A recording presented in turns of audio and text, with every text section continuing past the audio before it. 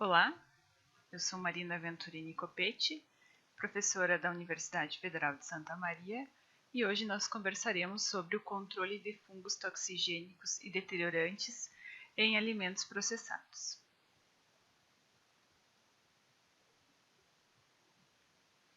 A deterioração de alimentos por fungos é um grande problema na indústria alimentícia. Ela chega a provocar perdas que variam entre 5% e 10%, sendo que estima-se que o cenário seja ainda pior quando se trata de países tropicais em função da temperatura ambiente e maior umidade relativa. A presença de fungos em um determinado gênero alimentício sempre causa problemas, preocupações em consumidores pela possível presença de micotoxinas, visto que algumas espécies têm a capacidade de secretar estes metabólitos tóxicos. Assim, a detecção, a presença, a percepção de um fungo em um gênero alimentício afeta o status de uma determinada marca, levando à perda de confiança por parte dos consumidores. Sabe-se que para cada cliente que se queixa, existem outros 26 clientes que eles permanecem em silêncio. Assim, cada reclamação que chega ao RH de uma empresa representa um número muito maior de problemas ocorrendo com o seu produto. E também é preocupante, pois um consumidor insatisfeito, ele vai dizer o seu problema para mais 8 ou 10 pessoas, sendo que 10% dessas ainda falarão para outras 20 pessoas. E além do mais, temos que 91% dos consumidores insatisfeitos não voltarão a comprar produtos que os desagradaram. Assim, fica claro que mais do que corrigir o problema, correr atrás do prejuízo, apagar o fogo, a palavra é prevenção. Trabalhar para que os problemas não cheguem até os clientes e, com isso, a empresa tem o seu nome protegido. E o custo para atrair um novo consumidor é 5 vezes maior do que para manter.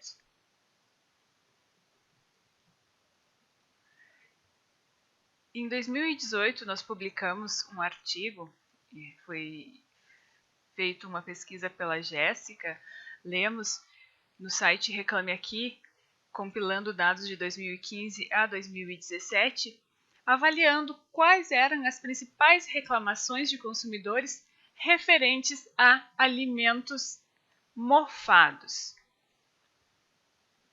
Observando esse gráfico, vocês percebem que as maiores reclamações se referiam a chocolates e bombons.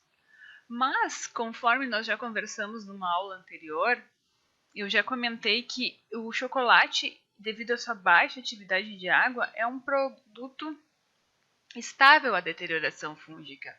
E esses clientes, maior parte desses clientes, relatavam a presença de pontos esbranquiçados.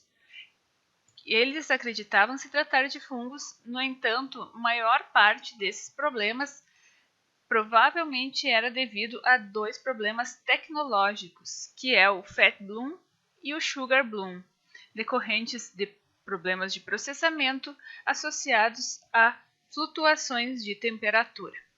Claro que em 2013 nós tivemos um grande número de ovos de Páscoa recheados, que foram mofados, realmente mofados, mas nesse caso foi por um erro na formulação do recheio, visto que a atividade final desse recheio ficou muito alta e permitiu o desenvolvimento de espécies xerofílicas.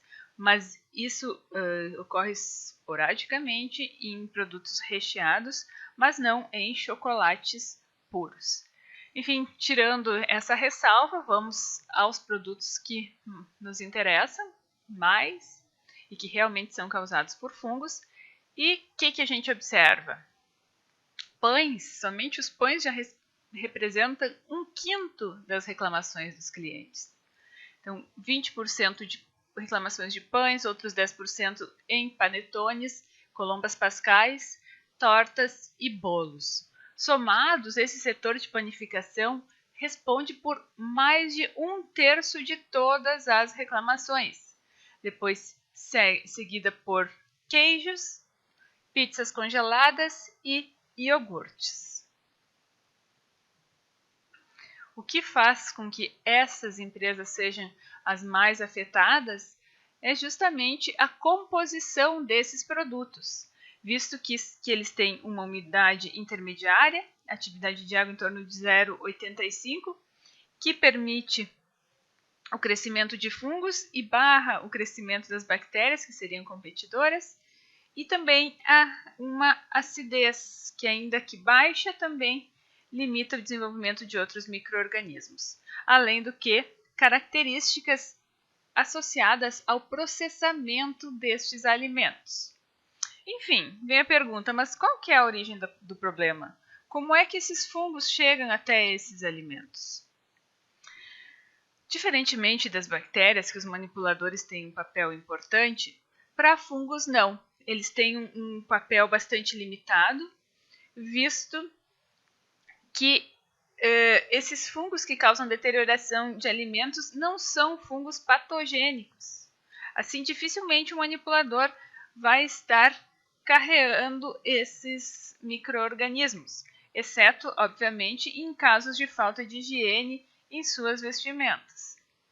A mais importante fonte de contaminação são matérias-primas. E as matérias-primas atuando de duas maneiras: contaminando o produto ao longo do processamento, enfim, ele está no produto e sobrevive ao longo do processamento, ou então esporos que se aderem a partículas de alimentos e são dispersos como aerossóis pela empresa. Só vou fazer um parênteses aqui, que os esporos fúngicos eles são muito mais sensíveis que os esporos bacterianos a processamentos térmicos. Assim, não é comum que fungos sobrevivam ao processamento quando for um processamento térmico, mas é muito comum que esses esporos se espalhem pelo ambiente, visto que os esporos, a função principal dos esporos fúngicos é multiplicação e, diferentemente das bactérias, que é resistência. Então, é fungos, reprodução, multiplicação, dispersão. Bom, este ponto aqui, dispersos como aerossóis do ar, eles têm uma importante conexão com o ambiente de processamento. Então, o ambiente de processamento é uma fonte muito importante de fungos, visto que esses fungos podem chegar pelas matérias-primas e estar pelo ar, ou eles estarem formando biofilmes nas paredes e liberarem esporos para esse ambiente, e esses esporos que estão no ar se depositam na superfície de trabalho e superfície de equipamentos, e dessa maneira acaba chegando até o alimento e, dependendo das condições, provocarão a deterioração. Assim, quando a gente fala em panificados, as farinhas e os cereais são fontes de esporos fúngicos. Um grão de farinha ele pode, apesar de seu tamanho diminuto, pode conter vários esporos fúngicos. E eles podem, como comentado anteriormente, contaminar o ambiente e a massa. Quando essa massa está contaminada, obviamente não é uma coisa estéril, está cheia de esporos fúngicos e leveduras, mas durante o assamento, essa contaminação é eliminada. Então, esse trabalho, publicado pelo Marcelo, do nosso grupo, em 2019, ele mostra a eliminação térmica durante o assamento de fungos das duas principais espécies de relevância na deterioração de alimentos, que é a Penicillium panium e Penicillium roquefort. Ele fez testes avaliando ao longo do tempo contagens, partindo de 10/6, que é uma contagem bastante alta, e acompanhando ao longo do tempo. Então vejam que a última detecção deles, por exemplo, quando foi usada a temperatura mais baixa, de 160 graus, foi em torno de 12 minutos. E o tempo de cozimento dos pães é pelo mínimo de 15 minutos. Assim, os fungos são eliminados da massa. Mas, o que a gente conversou? Que ainda há os esporos que foram para o ar. Este é o problema principal. Então, vejam, depois que o pão é assado, está com a superfície estéril, mas se ele ficar muito tempo, ou um tempo, em um local em que haja contaminação desse ar, durante o resfriamento, fatiamento ou embalagem, esses esporos eles se depositarão na superfície dos pães, fazendo com que eles deteriorem o produto quando se tratarem de espécies tolerantes aos conservantes. Aqui eu quero também ressaltar que a diversidade de fungos que vem com as matérias-primas, que está no ar das indústrias, é bastante alta, mas somente poucas espécies são capazes de deteriorar produtos com conservantes. Sim, muitos vão cair ali em cima desse pão e por ali ficam, visto que não conseguem se desenvolver, ao passo que as problemáticas que já veremos se desenvolverão. Assim, os principais deteriorantes de pães são gênero Penicillium, em especial o Penicillium roquefort, Penicillium panium, que deixa o pão com essa cor esverdeada. Também há relatos de Penicillium breve compacto e crisógeno, não é comum na nossa região. Gêneros Vallemia, Aspergillus, Rhizopus e Mucor, Aspergillus xerofílicos, antigamente denominados Eurótios, são esses aqui. Rhizopus, como vocês podem ver neste aqui, ou Mucor, enfim, os zigomicetos.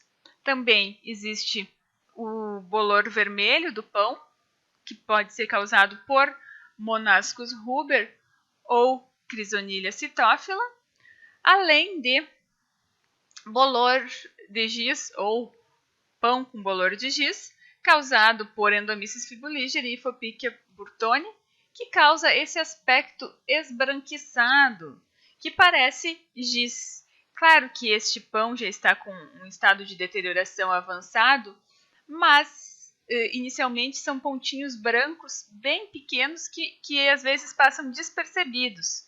Nesses casos, talvez alguns de vocês já tenham se deparado, a gente abre um pacote de pão e sente um cheiro desagradável, que lembra querosene, um cheiro realmente desagradável, e gosto também, né?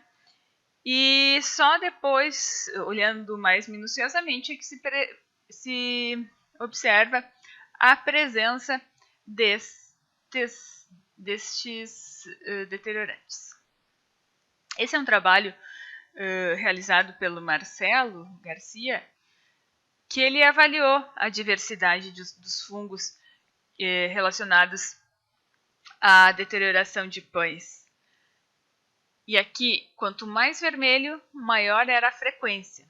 Disparadamente, o somatório das espécies de Aspergillus ganhou, então foi o mais ocorrente em todos os tipos de pães. E vejam, o Penicillium roquefort foi o que teve mais destaque. Seja pão de centeio, pão integral, pão de forma, pão de leite, pão de linhaça, de linho, pão multigrão. Depois, em segundo lugar, estava a Efopícia burtoni, que é o de giz. E também, em alguns tipos de grão, a Efopícia principalmente em pão de forma, pão integral e de centeio. Mais frequentemente, mas também nos outros, com exceção do pão de leite. E depois seguido pelo gênero Aspergillus, em especial os Aspergillus xerofílicos.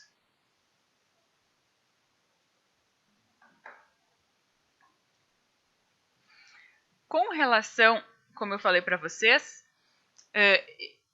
o que faz com que essas espécies sejam predominantes é justamente o nível de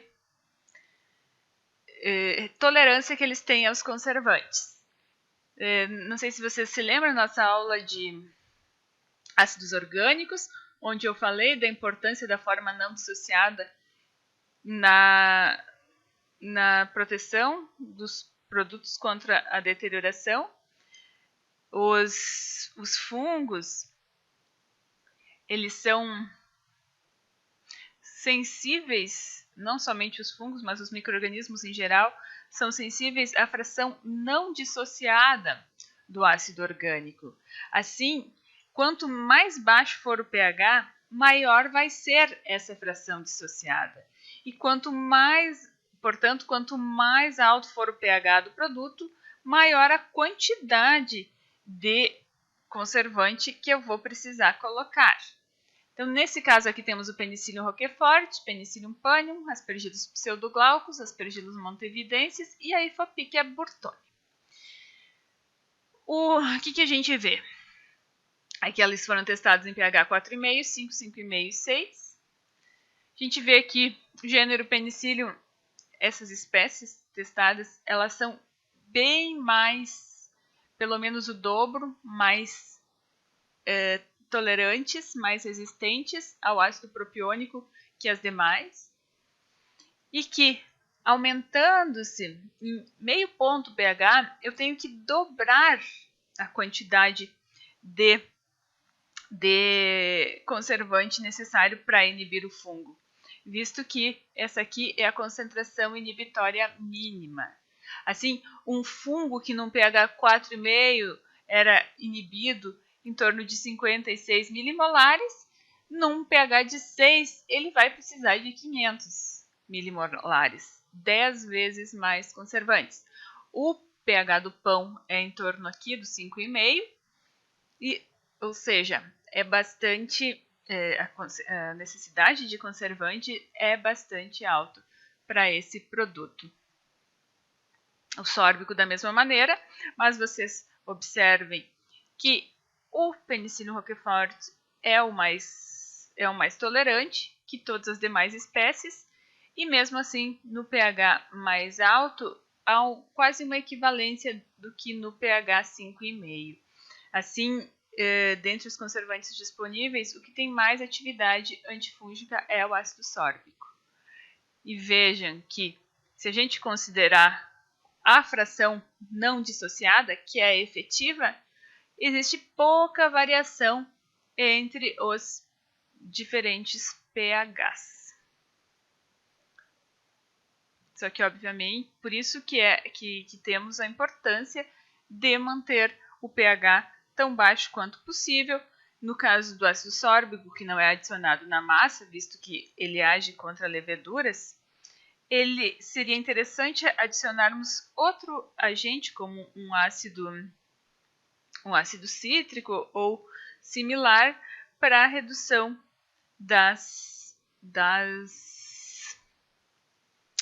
para a redução desse pH e aumento da eficácia do produto. Assim, para o controle fúngico na indústria de panificação, são vários pontos que a gente deve considerar. Um deles é o design higiênico da fábrica. Esse eu julgo dos mais relevantes, visto que é imprescindível que o local de mistura dos ingredientes, de mistura das farinhas, seja separado das demais partes, principalmente separado do local de resfriamento. uma vez que, se eu não tiver esse cuidado, esses esporos com as farinhas vão para o ar e futuramente vão se depositar nesses produtos que estão resfriando.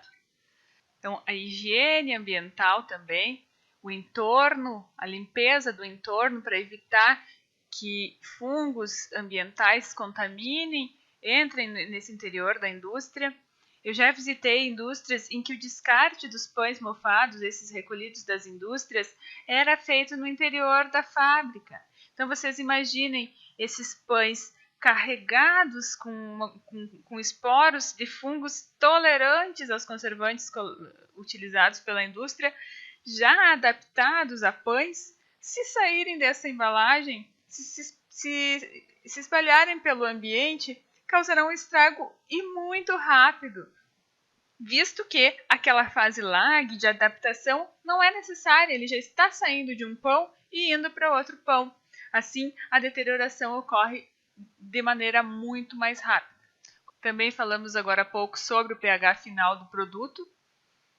A dissociação dos ácidos orgânicos é algo que não pode ser esquecida, que é lembrar que o pH final tem que ser o mais baixo possível. Claro que existem tamponamentos e questões tecnológicas que fazem com que eu não possa deixar um pH tão ácido, mas lembrar que a atividade antimicrobiana está associada à fração não dissociada e tentar fazer adaptações para aumentar a eficácia desses conservantes.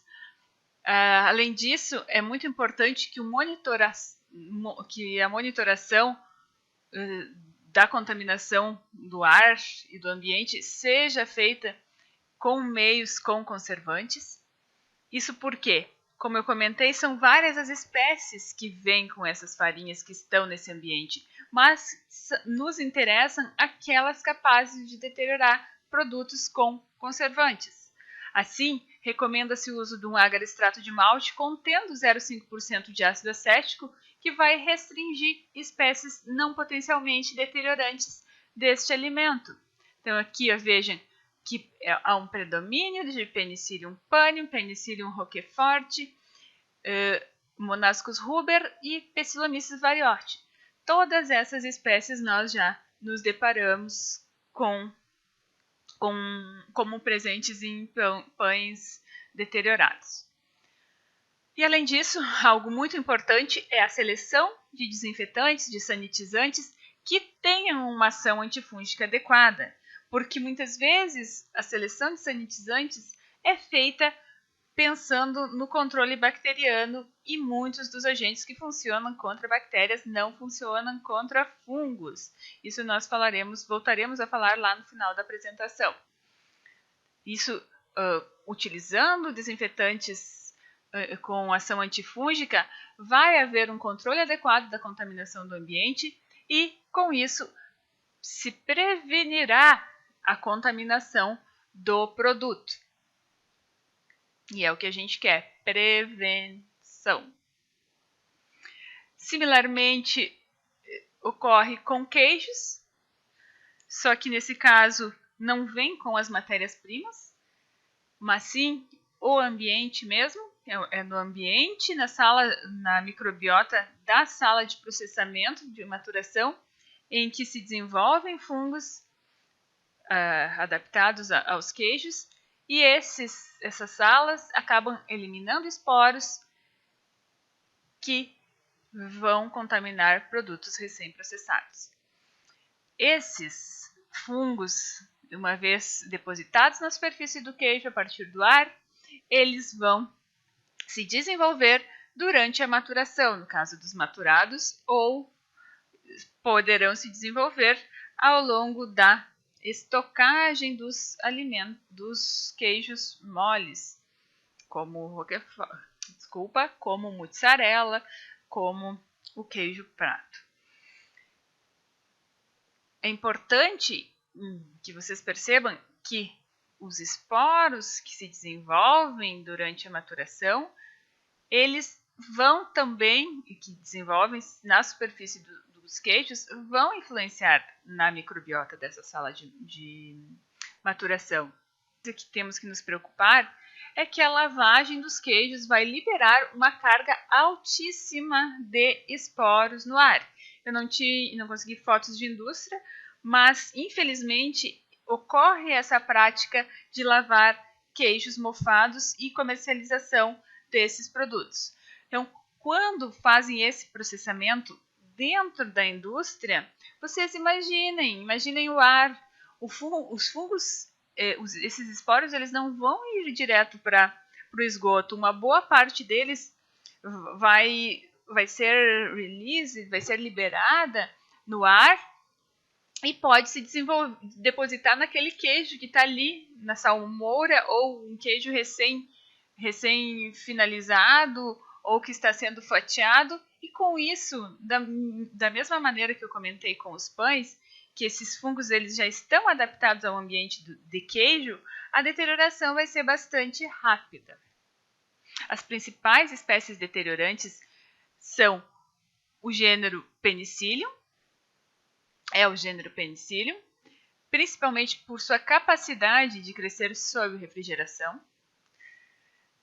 Entre as espécies, a que mais se destaca é o Penicillium comune, que é tão intrinsecamente relacionado ao queijo que o Penicillium camembert é muito próximo a ele, só que produz uma quantidade menor de esporos.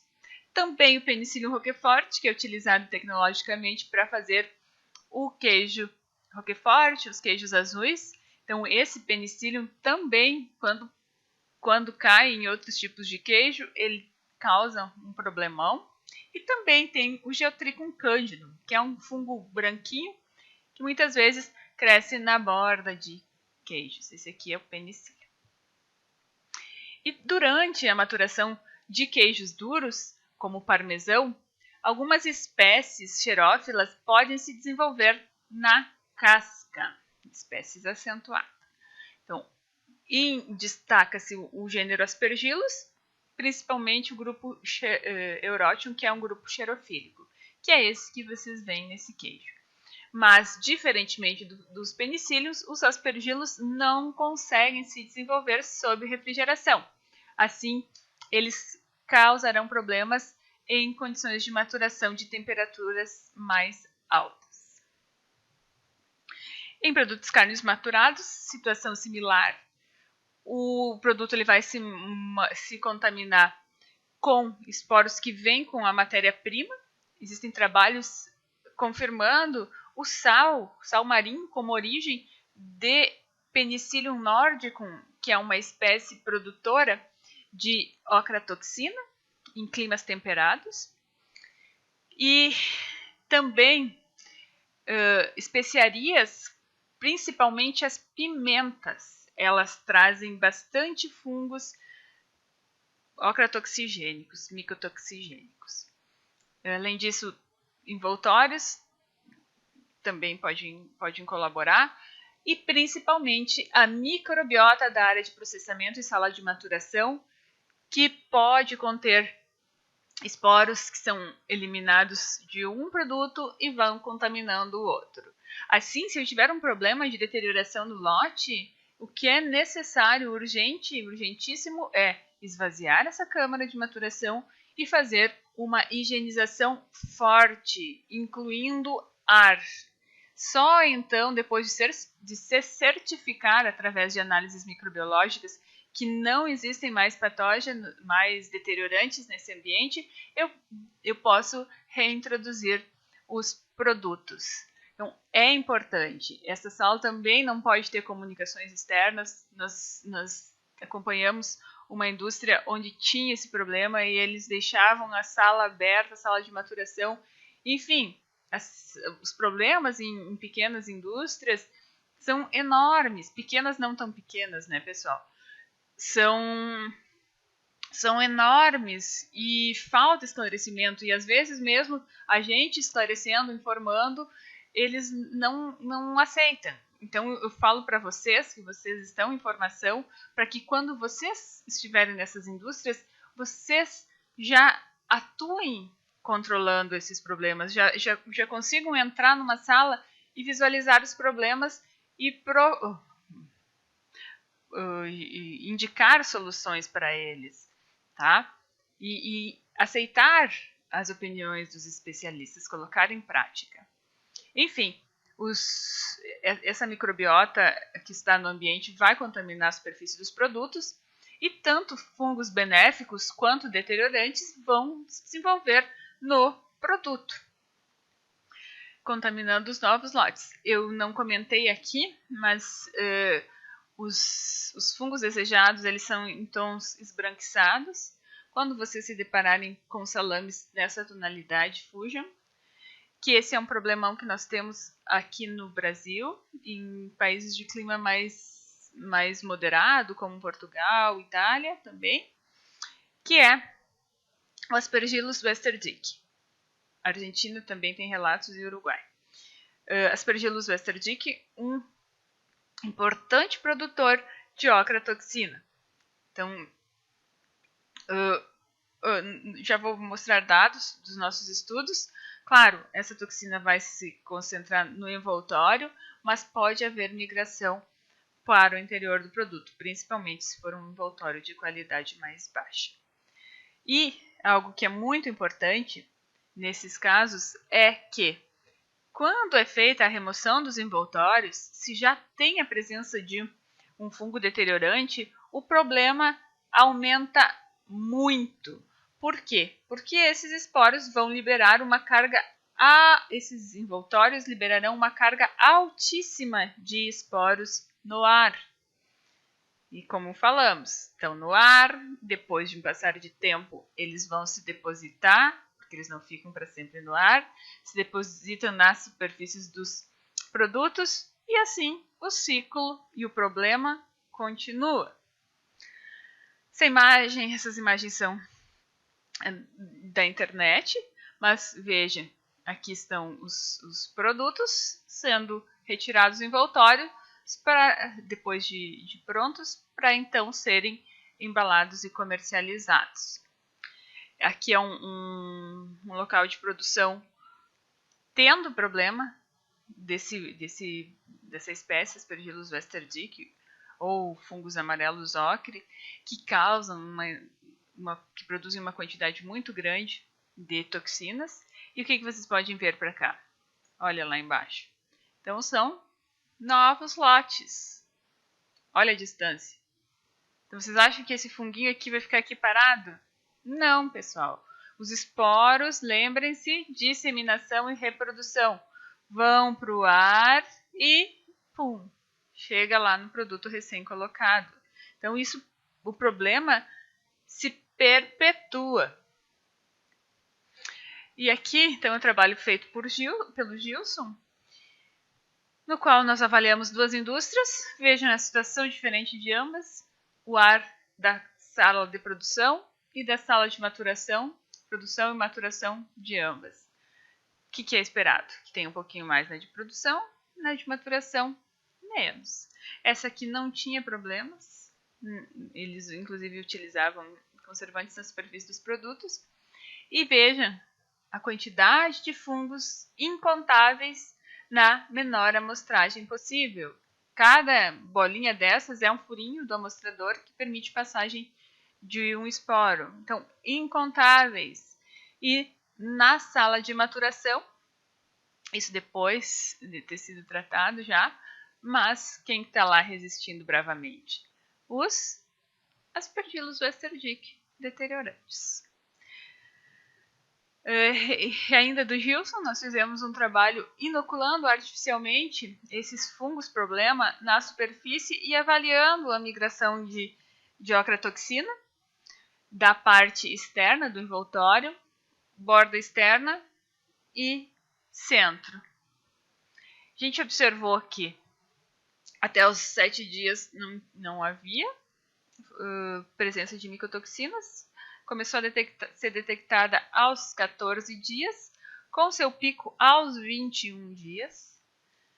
Vejam que ela se concentrou quase que exclusivamente no envoltório, mas ao final da maturação houve migração para a parte mais externa do salame. Claro, aqui foram experimentos, mas esses níveis poderiam ser ainda maiores nas nas indústrias, num caso natural. Enfim, a parte de controle segue o que nós conversamos anteriormente, que é higienização do ambiente, com sanitizantes adequados, com eficácia antifúngica comprovada, controle da entrada e saída de lotes, nesse caso, é fundamental, também controle das matérias-primas, em especial das especiarias utilizadas no local, mas principalmente higienização do ambiente, higienização do entorno e das salas de maturação. Outro problema que nós temos é com alimentos congelados. Vocês viram que teve uma certa reclamação de clientes, mas o que a gente tem que lembrar? Que alimentos congelados a menos 10 graus Celsius ou menos tendem a ser microbiologicamente estáveis. Existem poucos relatos de crescimentos de fungos em temperaturas mais baixas. Vocês vão me dizer, professora, mas lá na microbiologia eu aprendi que o micro-organismo que cresceu na temperatura mais baixa foi uma levedura. E a levedura é um fungo. Sim, pessoal. O registro de crescimento em temperatura mais baixa foi a menos 29 graus, numa levedura rosada. Mas isso é um caso esporádico. E mesmo para crescer nessas temperaturas, é um crescimento muito lento. Então ela cresceu, levou anos para se formar, para provocar a formação de colônias visíveis, tá, pessoal? Então não é uma coisa que ocorre rapidamente. Estima-se que as temperaturas mínimas para crescimento de bolores estejam entre 0 e menos 7. Isso bolores psicrofílicos, tá? Psicrófilos. Não estamos falando em bolores gerais. A maior parte dos fungos, eles só cresce em temperaturas positivas, acima de 10 graus, tá, pessoal? Esses são fungos psicrofílicos ou psicrotróficos. Esses produtos que vocês estão vendo aqui, nuggets e pizza, na sua embalagem diz que deveriam ser conservados a menos 12 graus e vai em contraponto ao que está sendo dito aqui, né, pessoal? Onde estaria o problema, será? Fomos estudar, então, nesse trabalho, boa parte foi feito pela Evelyn Wigman e outra parte pela Fernanda Secomori, que nós investigamos o problema dos nuggets. Uma empresa nos procurou dizendo que havia perdas e reclamações de clientes e eles não sabiam de onde estava vindo a contaminação. Como nós conversamos, não deixa de ser diferente. Nós avaliamos e descobrimos que os principais deteriorantes do produto eram Penicillium glabrum e Penicillium polônico. E essas duas espécies, elas vinham principalmente a partir de farinhas.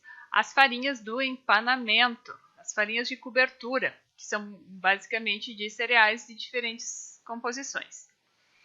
Então, a presença dessas farinhas, como nós falamos lá na frente dos pães, vai contaminar o ambiente e contaminarão o produto. No caso dos nuggets, eles são feitos no interior deles com peito moído, congelado, peito congelado moído, então a temperatura é bastante baixa. É feita a moldagem dos produtos e é colocada as farinhas na superfície e é feito um processo rápido de pré-fritura e pré-assamento. É um pré-cozido, tá, pessoal? Não é totalmente cozido, para eliminar a contaminação. Mas é muito importante a gente considerar tempo e temperatura de fritura mais assamento, visto que a gente observou que alguns fungos algumas cepas de Penicillium polônico conseguiram sobreviver a tempo e temperatura de processamento aplicados. Claro que a quantidade desses esporos era bastante alta, o desafio era alto, mas é importante ter cuidado, pois é uma falha que pode levar à deterioração subsequente. Mas considerando que esses esporos foram pré-cozidos adequadamente, eliminados, ainda tenho outro problema. Aqueles esporos que contaminaram o ambiente. Então, tem que ter um controle estrito do ar desses ambientes. Essa indústria que nós fomos tinha um controle estrito, tinha filtro EPA, mas mesmo assim nós detectamos Penicillium glabrum no ar. Assim, esses esporos podem cair na superfície do nugget e causar problema na sequência. No caso, aqui estamos falando mais de nuggets, mas em pizzas não é diferente. E essa cobertura, a massa geralmente já vem pré-cozida, mas a cobertura e durante a produção dessas pizzas poderão haver esporos da superfície que se depositam, causando problema. Mas, o que eu reforço? Mesmo que esses esporos caiam, venham da farinha, sobrevivam ao processamento, eles somente conseguirão deteriorar o produto em situações de abuso de temperatura. O que nós falamos lá? Que esses produtos deveriam estar conservados a menos 12 graus Celsius e que os fungos não conseguem crescer naquelas temperaturas. Então, o que vocês acham? Fomos nós lá fazer mais estudos. Então, esse trabalho da Fernanda, em que, juntamente com a Evelyn, foi avaliado as temperaturas limites para o desenvolvimento de colônias na superfície de empanados. Trabalhamos justamente com as espécies mais problemáticas, com 2 marcas comerciais de nuggets, incubados em diferentes condições, de 5 graus Celsius, condições de abuso, 0 graus Celsius, condição de abuso, menos 5 graus Celsius, condição de abuso, e menos 18 graus Celsius, adequada. Só para sintonizar os que não sabem bem, mas temperatura de congelador, temperatura de refrigerador, então a geladeira normal, em torno de 0 a 5 graus. Congelador doméstico, em torno de menos 10 graus. E freezer, menos 18 graus, tá? Então, veja, 3 meses é a data de validade para esses produtos, incubado quando mantidos a menos 12. Isso é no rótulo. Então, vejam, mesmo a 5 graus positivos, nuggets inoculados com essas espécies, com 10 na 2, é um desafio alto, apresentaram colônias visíveis em 2 semanas. Então, com 10 na 2 por grama de nugget, levou 2 semanas para enxergar colônias. Se eles estavam a 0 graus, foi mais de mês. 5 semanas, independente de qual das marcas. Se pelo menos eu respeitasse menos 5 graus Celsius, vejam, passou lá das 16 semanas. Então, 4 meses para surgirem as colônias. E dos nuggets, aqui está esse tempo, mas a gente continuou por bastante tempo e não houve deterioração do produto. Então, pessoal, o que a gente vê? Mesmo tendo essas espécies deteriorantes, Penicillium glabrum conseguiu se desenvolver somente, aqui eu estou trazendo só do Penicillium polonicum, Penicillium glabrum conseguiu se desenvolver só a 0 graus Celsius, decorridos mais de 4 meses, enquanto que o Penicillium polonicum conseguiu se desenvolver também na temperatura de menos 5 graus Celsius. Bom, então, por mais que eles sejam tolerantes, sejam psicófilos, essas espécies, não é para ter deterioração durante o período de validade, que é de 3 meses, começando com uma contagem alta. Fomos nós avaliarmos a temperatura das gôndolas de congelados. Na cidade de Santa Maria, selecionamos 6 mercados, 3 de médio porte, 3 de grande porte, e lá ia a Fernanda toda semana, por 12 semanas, a mostrar cada um deles, a mostrar a temperatura de cada um deles. O que a gente vê aqui? Desculpa, moveu aqui o marcador. O marcador deveria estar aqui no menos 12 graus, para vocês saberem onde eles deveriam estar. O que a gente vê? Assustador, né? O melhor dos supermercados é esse cor-de-rosa, que estava na maior parte, mas teve um dia que a leitura deu lá 3, 4 graus positivos. O mais crítico é esse azulzinho aqui, vocês vejam, que raramente ele fica, as leituras dele deram abaixo de menos 12 graus. Então chegou a temperaturas de quase 10 graus positivos. Então vocês vejam a situação de abuso de temperatura que esses produtos estão sujeitos. E não é de se assustar, visto que a gente viu que mesmo a 5 graus negativos demorou tudo isso. Isso queria dizer que para ter a deterioração desses produtos durante a validade deles, realmente as temperaturas utilizadas são temperaturas altas. Só que vai contra o que a gente espera que ocorra nos supermercados. Se está dizendo na embalagem menos 12, como é que eu cheguei numa situação de mofar o produto no momento que eu vou abrir? Então, realmente é um problema sério a flutuação de temperatura nas gôndolas. Algo também crítico que a gente mediu justamente de manhã e pela tarde para tentar avaliar se o que falam que alguns supermercados desligam os refrigeradores à noite, se isso teria impacto, mas os problemas são maiores no período da tarde, talvez pela abertura e fechamento dos locais.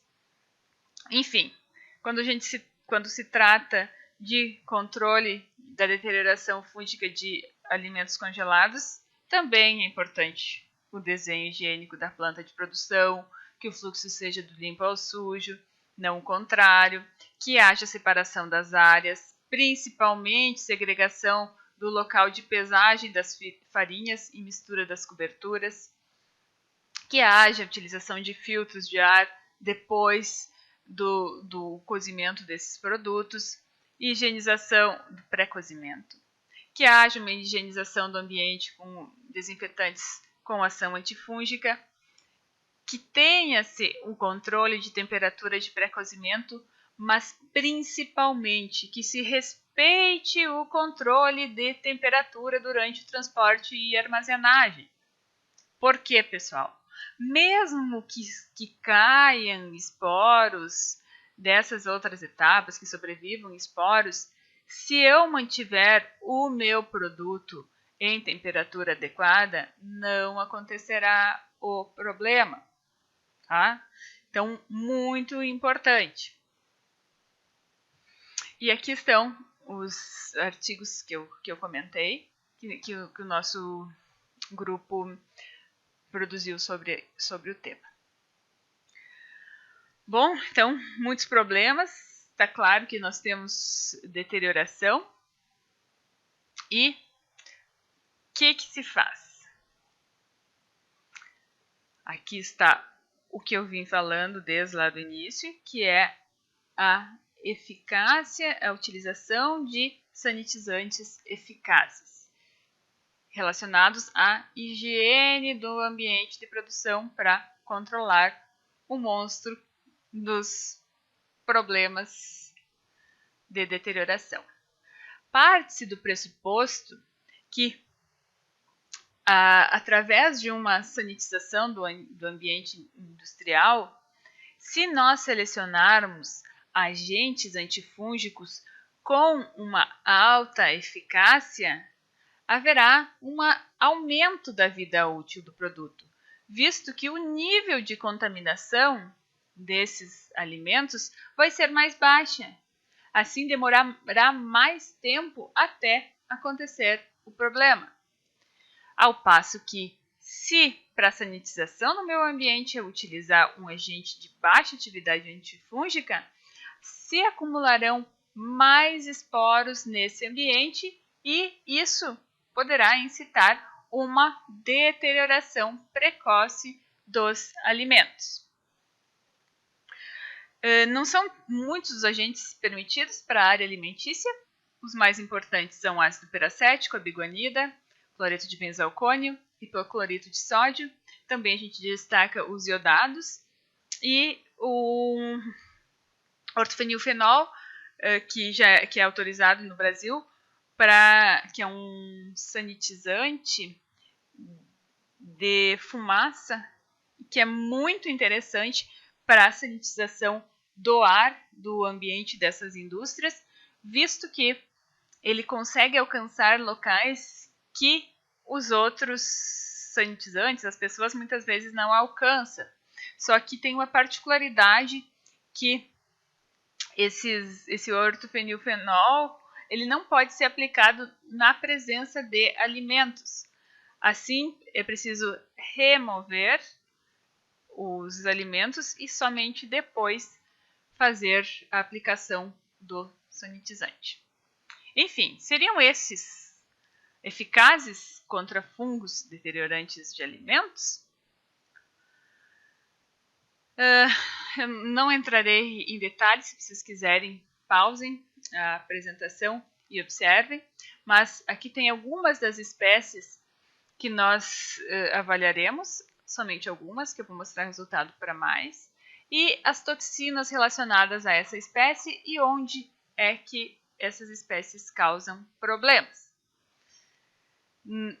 Para esse estudo do nosso grupo, nós seguimos o protocolo de testes antimicrobianos para desinfetantes químicos da Agência Europeia. E vejam, os testes são feitos pegando-se carreadores, são como se fossem moedinhas de aço inox, e colocando 50 microlitros de um inóculo, ou seja, uma solução contendo uma quantidade conhecida de esporos fúngicos da espécie que se quer testar. É feita a fixação desse inóculo por 45 minutos a 35 graus, então vai secar a água, esse inóculo vai ficar aderido a essa superfície de ácido inox. Depois, em um deles se adiciona água, em outro se adiciona o sanitizante e se deixa agir por 15 minutos, que é o tempo esperado de ação. Tá? Então, a sanitização não é simplesmente passar o sanitizante e deu. Não, é preciso deixar esse sanitizante agir. Assim, o protocolo especifica 15 minutos.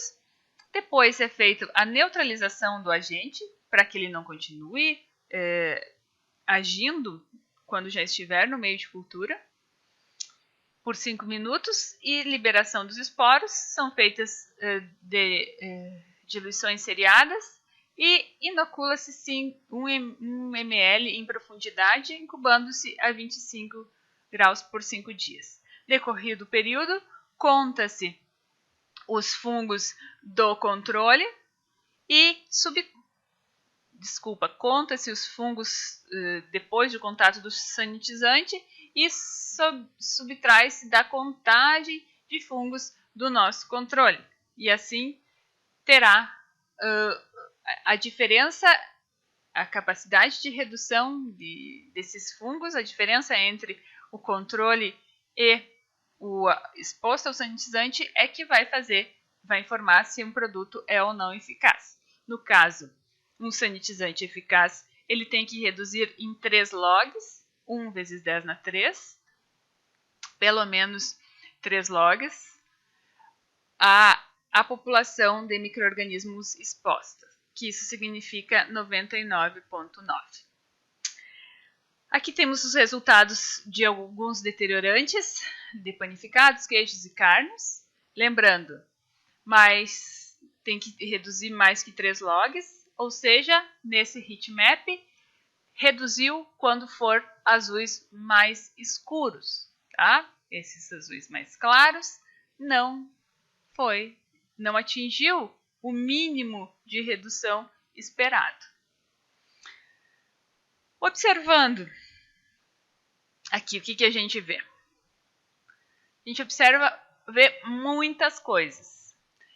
Falando dos agentes que eu esqueci de falar anteriormente, foram testados o cloreto de benzalcônio, biguanida, ácido peracético e hipocloreto de sódio, contra fungos deteriorantes de panificados, Penicillium roquefort, Formica burtoni, Penicillium pânio, Aspergillus pseudoglaucus, já entrando em queijos, Penicillium roquefort, comune, Westerdick entrando em cárneos, Penicillium polonicum, pseudoglaucus e Cladosporum cladosporoides, além das cepas padrão recomendadas por essa legislação aqui para teste de sanitizantes. O que se pegou? Se pegou um produto comercial, trabalhou-se com a indicação mínima de uso do rótulo, máxima, e calculou-se uma intermediária entre a mínima e a máxima. Já adianto para vocês que um trabalho recente que nós fizemos de levantamento é que as indústrias em geral trabalham perto da mínima. Algumas chegam até a intermediária, mas poucas trabalham com a máxima. Isso também porque esses valores máximos muitas vezes são bastante irritantes para os aplicadores. Então, utilizar um peracético a 3% praticamente só em sistemas fechados, porque causa muito dano tanto às pessoas que estão aplicando, quanto também aos equipamentos. Enfim, mas o que a gente vê aqui? Meio assustador, né, pessoal? Qual que é o mais comumente utilizado nas indústrias? Tende a ser hipoclorito de sódio e ácido peracético. Então, o que a gente vê? Que o hipoclorito de sódio, como que ele agiu com os fungos, contra os fungos deteriorantes de alimentos? Não fez nem cosquinha, né, pessoal? Nem cosquinha. Nenhuma dessas concentrações, o máximo de 2.000 ppm testados, foi eficaz. E aqui? Ah, professora, aqui foi. O Cladosporium cladosporoides, ele não foi isolado de produto, desculpa, é de uma coleção de cultura, mas onde que eles funcionaram? Funcionaram nas cepas padrões. Então imagina, se vocês são de uma empresa, solicitam a avaliação do produto e levam em consideração a avaliação na cepa padrão, que susto, não? Por quê? Porque está funcionando muito bem nas cepas padrões, mas quando a gente entra nas cepas deteriorantes, é isso que a gente encontra. Então é um cenário bastante preocupante. Com relação à biguanida. Biguanida, eu tive o desprazer de conversar com um proprietário de uma empresa que ele disse que ele usava a biguanida para higienização porque o vendedor disse que era um produto muito bom. E se o vendedor falou, e era um produto bastante caro, então se fosse, já que era um produto bastante caro, provavelmente ele tinha uma eficácia alta. Então, achismos, só porque era caro vai funcionar. Não é assim, tá, pessoal? A gente precisa, nesses tempos que a gente já tem um conhecimento científico, não é achismo, é encaminhar para um laboratório e fazer essa avaliação. Nós trabalhamos com isso, se futuramente vocês precisarem. Mas, o que a gente já descartaria? A biguanida não funcionou nem contra as cepas padrões. Talvez funcione contra bactérias, mas para fungos não faz nada. Só uma cepa comprada de coleção de cultura de Penicillium roquefort foi reduzida em 3 logs. Então, não usem biguanida, não usem hipoclorito de sódio nas concentrações normais para controle de fungos. Ah, mas eu só tenho esse agente. Bom, se você só tem esse agente, vocês podem utilizar para controle de ambiente os níveis indicados para piso e parede. Pontuais, não vão aplicar todo dia níveis elevados, porque isso vai levar a uma corrosão dos equipamentos. Então, aplicar esses sanitizantes em sanitizações pontuais, semanais, com níveis altos, mas sempre com cuidado como eu falei, para os equipamentos. Assim, para esses fungos aqui, os melhores agentes são o ácido peracético e o cloreto de benzalcônio. Mas vejam vocês que os melhores resultados foram conseguidos nas cepas de pães. Os de benzalcônio, considerando que esse valor é muito, muito forte, esses dois, então o intermediário do peracético, o intermediário, com exceção da Pichia burtoni, foram eficazes para controle desses fungos. Uma coisa que eu esqueci de comentar, que um trabalho publicado esse ano pela Andriele Stefanello avaliou condições que interferem com a eficácia de sanitizante. Então, o que nós observamos nesse estudo? Que presença de matéria orgânica reduz a eficácia dos sanitizantes. Ok, você sabia disso. Tempo de exposição. Pelo mínimo, é necessário que haja uma exposição por 15 minutos. Exposições inferiores a isso não foram eficazes contra os fungos, contra o controle fúngico, para o controle fúngico. Então, tenho que respeitar. E, principalmente, um fator que influenciou muito é temperatura. Temperatura da água, temperatura do ambiente. Então, quando eu trabalho com temperaturas baixas, entre 10 e 15 graus, o melhor agente é o cloreto de benzalcônio. Quando eu trabalho com temperaturas altas, ácido peracético é o melhor agente, tá? Então, 30, 40 graus, ácido peracético. É potencializada a eficácia dele com temperaturas mais altas. Cloreto de benzalcônio. Quando eu utilizo água de poço, que é uma economia para as indústrias, cloreto de benzalcônio. Pensando em fungos, tá, pessoal? O que também é preocupante? Vejam aqui essas espécies, que é principalmente deteriorantes de carnes. Eles são bastante resistentes, são praticamente tolerantes a todos os agentes. Ou seja, controle difícil, problemão. O que fazer? Procurar métodos alternativos. Nesse caso não está aqui, mas associar fórmulas e o torno de 10/3 de redução de população foi conseguido com ortofenilfenol, 10%, aquele produto que eu falei para vocês que solta a fumacinha. No caso, esse que nós testamos foi o da Igex, o Smoke Tech. Tá? Pessoal, não são muitas empresas que trabalham com esses sanitizantes a seco. Mas, novamente, não é possível aplicar o produto na presença dos alimentos. Essa parte de conclusões eu já comentei para vocês. Então, quem quiser, pause e leia, mas foi tudo que eu comentei de resultados agora. Bom, esse trabalho aqui foi feito pela Jéssica Lemos, avaliando espécies toxigênicas de fungo, sensibilidade dela a diferentes sanitizantes. Esses sanitizantes avaliados são de outra empresa, mas também foi considerado a concentração mínima e máxima do rótulo, calculado uma intermediária.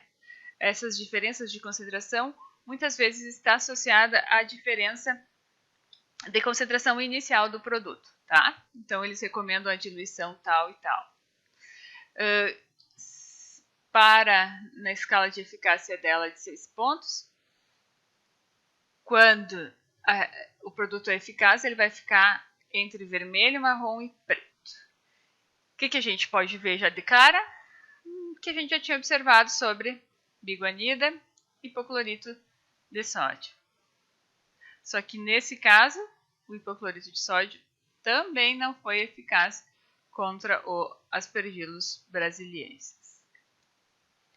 Com relação às concentrações, então a gente vê que quando a gente trabalha com a concentração mais baixa de qualquer agente, essa concentração mais baixa raramente é eficaz. Então a gente teve eficácia aqui com o Aspergillus ocracius, que o ácido peracético foi muito, muito bom contra esse fungo.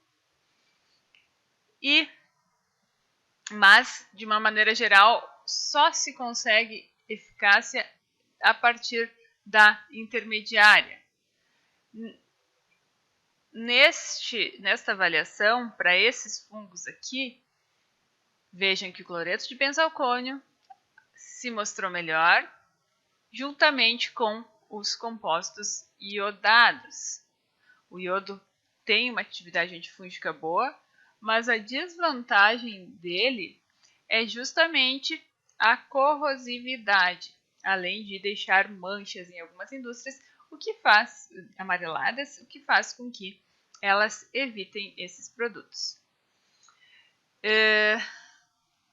O peracético ele foi menos eficaz, exceto para essas espécies, que é o Aspergillus westerdick e o Aspergillus ocracius, mas felizmente essas cepas trabalhadas pela Jéssica, o Aspergillus westerdick ele foi mais sensível aos sanitizantes do que as cepas trabalhadas no estudo da Angélica anterior.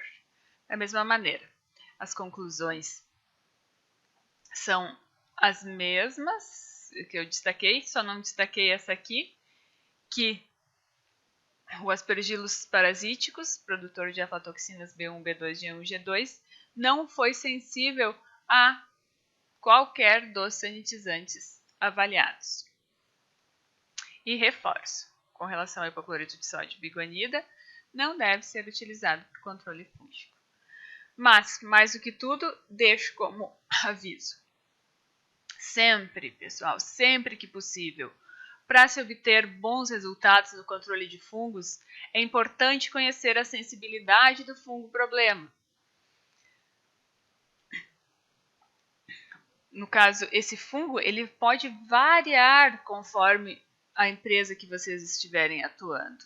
Então, cada instalação pode ter um problema. Então, se possível, não consigo identificar esse fungo, não precisa identificar. Isola esse fungo e envia para avaliar a sensibilidade dele. E assim eu posso selecionar um desinfetante mais adequado para controle do problema, senão vai se perpetuar. É principalmente medidas de higiene. E de conclusões gerais dessa apresentação, eu vou retomar algo que eu já falei para vocês lá no início do tópico deterioração, que alimentos secos devem ser mantidos secos. Alimentos armazenados pelo frio devem ser mantidos constantemente a temperaturas inibitórias.